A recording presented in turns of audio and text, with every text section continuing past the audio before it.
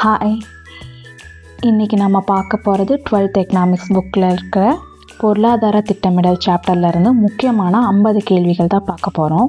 இந்த கேள்விகள் எல்லாமே ஸ்கூல் புக்கில் இருந்து நான் எடுத்துகிட்டு வந்திருக்கேன். டிஎன்பிஎஸ்சிக்கு தயாராகும் மாணவர்களுக்கு இது ரொம்பவே பயனுள்ளதாக இருக்கும். இந்த வீடியோவில் 50 கொஸ்டினுக்கும் ஆன்சர் கொடுக்கப்பட்டிருக்கு. அண்ட் டெஸ்ட் பிடிஎஃப் நான் டிஸ்கிரிப்ஷன் பாக்ஸில் ஆன்சர் இல்லாமல் கொடுத்துருக்கேன். நீங்கள் முதல்ல அந்த பிடிஎஃபை டவுன்லோட் பண்ணி டெஸ்ட் எழுதி பார்த்துக்கோங்க. அதுக்கப்புறம் நம்ம வீடியோவை ஆன்சருக்காக ரெஃபர் பண்ணி பாருங்கள். இந்த வீடியோ முழுவதும் பார்த்துட்டு நீங்களே தனியாக டெஸ்ட்டு கூட எழுதி பார்க்கலாம். அது மட்டும் இல்லாமல் இதுக்கு முன்னாடி நிறைய டிஎன்பிஎஸ்சி குவிஸ் நம்ம சேனலில் அப்லோட் பண்ணியிருக்கோம். அதையும் கண்டிப்பாக ப்ராக்டிஸ் பண்ணுங்கள். உங்கள் ப்ரிப்ரேஷனுக்கு ரொம்பவே யூஸ்ஃபுல்லாகவும் இருக்கும். இந்த மாதிரி டிஎன்பிஎஸ்சி டெய்லி குவிஸ் இம்பார்ட்டன்ட் கொஸ்டினை தொடர்ந்து பார்க்க நம்ம சேனலை சப்ஸ்கிரைப் பண்ணி சப்போர்ட் பண்ணுங்கள். வாங்க இப்போ கொஸ்டினுக்கு போகலாம். இந்தியாவில் திட்டமிடலின் அடித்தளத்தை அமைத்தவர் யார்? விடை விஸ்வேஸ்வர் ஐயா. விஸ்வேஸ்வர் ஐயா அவர்கள் எந்த ஆண்டு இந்தியாவின் திட்டமிட்ட பொருளாதாரம் என்ற நூலை எழுதினார்? விடை 1934.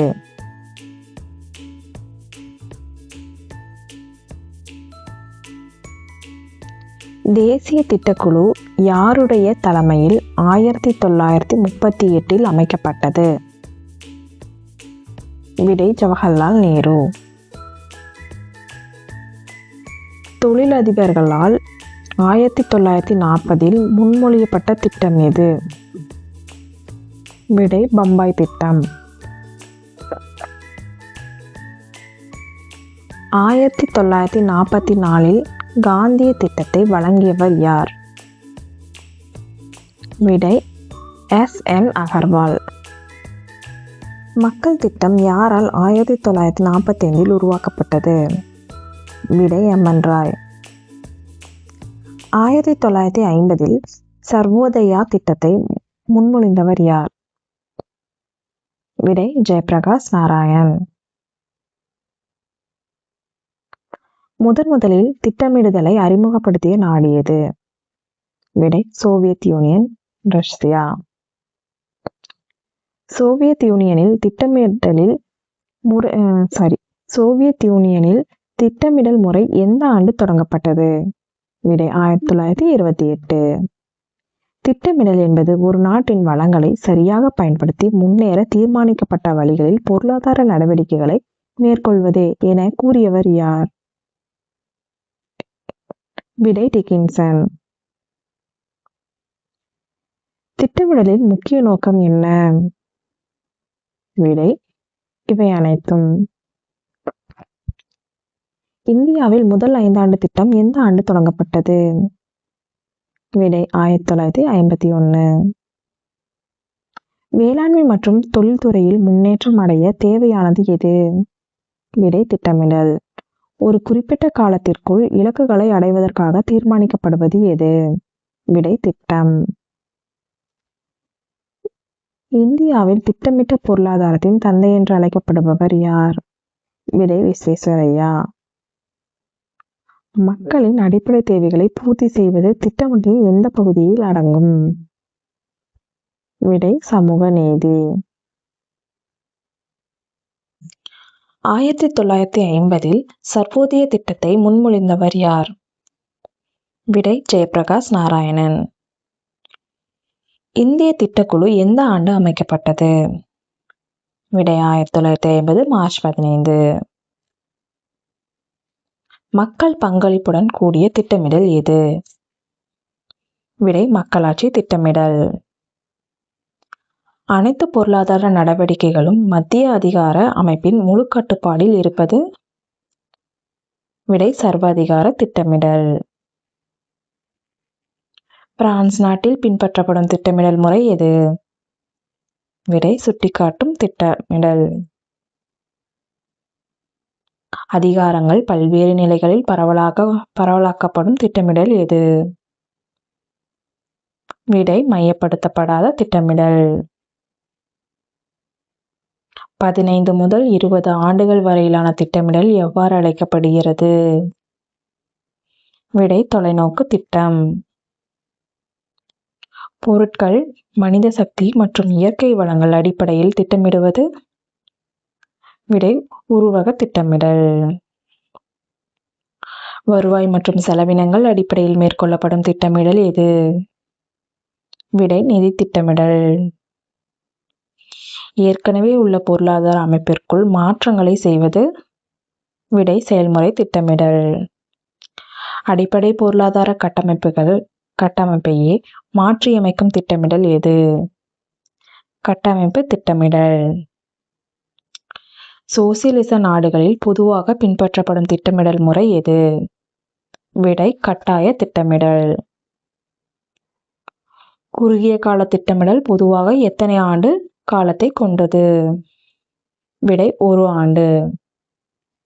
நடுத்தர கால திட்டமிடல் பொதுவாக எத்தனை ஆண்டுகளுக்கு உட்பட்டது? விடை 3 முதல் 7 ஆண்டுகள். எந்த திட்டமிடலில் அரசு ஒரு வழிகாட்டியாக மட்டும் செயல்படும்? விடை சுட்டிக்காட்டும் திட்டமிடல். திட்டமிடுதல் மற்றும் முடிவெடுக்கும் அதிகாரம் ஒரே ஒரு மைய அதிகார அமைப்பிடம் இருந்தால் அது என்ன? விடை மையப்படுத்தப்பட்ட திட்டமிடல். கட்டுப்படுத்தப்பட்ட திட்டம் அல்லது ஆணை திட்டம் என அழைக்கப்படுவது எது? விடை கட்டாய திட்டமிடல். கீழ்கண்டவற்றுள் காலத்தின் அடிப்படையில் பிரிக்கப்படாத திட்டமிடல் எது? விடை உருவக திட்டமிடல். வளங்களை ஒதுக்கீடு செய்வதில் சந்தை அமைப்பு முக்கிய பங்கு வகிப்பது எதில்? சுட்டிக்காட்டும் திட்டமிடல். கீழ்மட்டத்திலிருந்து திட்டமிடுதல் என அழைக்கப்படுவது. விடை மையப்படுத்தப்படாத திட்டமிடல். நுகர்வோருக்கு தெரிவு செய்யும் சுதந்திரம் எந்த திட்டமிடலில் மிக குறைவாக இருக்கும்? விடை சர்வதிகார திட்டமிடல். மூலதன பொருட்கள் மற்றும் நுகர்வுப் பொருட்களின் இருப்பை கணக்கில் கொள்வது. விடை உருவக திட்டமிடல். நிதி ஆயோக் எந்த ஆண்டு அமைக்கப்பட்டது? விடை 2015. நிதி ஆயோக்கின் தலைவராக செயல்படுபவர் யார்? விடை பிரதமர். கீழ்கண்டவற்றுள் நிதி ஆயோக்கின் முக்கிய பணி எது? விடை கூட்டுறவு கூட்டாட்சியை வளர்த்தல். நாட்டின் நீண்ட கால திட்டங்களை வகுக்கும் அமைப்பு எது? விடை நிதி ஆயோக். பொருளாதார வளர்ச்சி என்பது எதை குறிக்கிறது? விடை உற்பத்தி அதிகரிப்பு. பொருளாதார முன்னேற்றம் என்பது ஒரு நாட்டின் டேஸ் மாற்றத்தை குறிக்கிறது. விடை அளவு சார்ந்த மற்றும் தரம் சார்ந்த. யூனியன் இந்தியாவில் 5 ஆண்டு திட்டங்களுக்கு மாற்றாக கொண்டு வரப்பட்டது எது? விடை நிதி ஆயோக். நிதி கொள்கையை வடிவமைப்பது யார்? விடை அரசாங்கம். பணவியல் கொள்கை அமல்படுத்துவது எது? விடை இந்திய ரிசர்வ் வங்கி. நிதி திட்டக்குழு என்பதன் விரிவாக்கம் என்ன? விடை national institutions for transforming India. ஒரு நாட்டின் வருமானம் தொடர்ந்து அதிகரிப்பது டேஸ் எனப்படும். விடை பொருளாதார வளர்ச்சி. நிலைத்த மற்றும் நீடித்த வளர்ச்சி என்பது எதனுடன் தொடர்புடையது? விடை இவை அனைத்தும். நிதி ஆயோக்கின் துணைத் தலைவர் நியமிக்கப்படுபவர் யார்? விடை பிரதமர். நிதி ஆயோக் ஒரு டேஸ் அமைப்பு. ஆலோசனை வழங்கும் அமைப்பு. நாட்டின் மொத்த உள்நாட்டு உற்பத்தியை கணக்கிடுவது எது? விடை மத்திய புள்ளியியல் அமைப்பு.